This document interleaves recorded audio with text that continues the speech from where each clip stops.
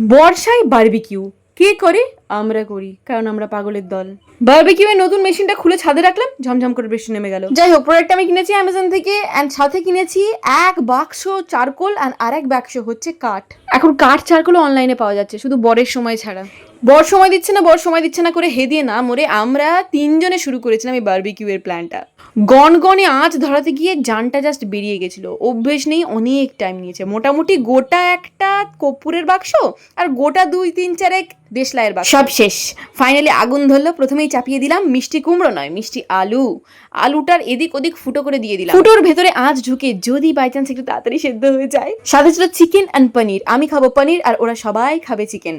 মিষ্টি আলুর মাথায় লাঠির খোঁচা মেরে মেরে এদিক ওদিক করছিলাম যাতে তাড়াতাড়ি সেদ্ধ হয়, কিন্তু হাই কপাল, সেদ্ধ হওয়ার কপাল। ওপরের খোলা পুড়ে ঝাঁই পোড়া, কিন্তু সেদ্ধ আর হয় না। জীবনে এত তেল কাউকে দিইনি ভাই, যেগুলো এর পেছনে দিতে হচ্ছে। এত তেল মেরেও কোনো লাভ হলো না। দুখানা মিষ্টি আলু কেটে দিয়েছিলাম, তার মধ্যে একটা পুরোটাই পচা। মিষ্টি আলু তো আর খাওয়া হলো না। তোমরা যদি চাও পুরো ব্লগটা দেখতে পারো, রিলেটেড ভিডিওতে ক্লিক করে দিই। ওপর থেকে বারবিকিউ আইটেমের মধ্যে চিকেন এন্ড পনির খাওয়া হলো, তারপরে নিচে এসে খাওয়া হলো রুটি, তড়কা এন্ড চিলি চিকেন।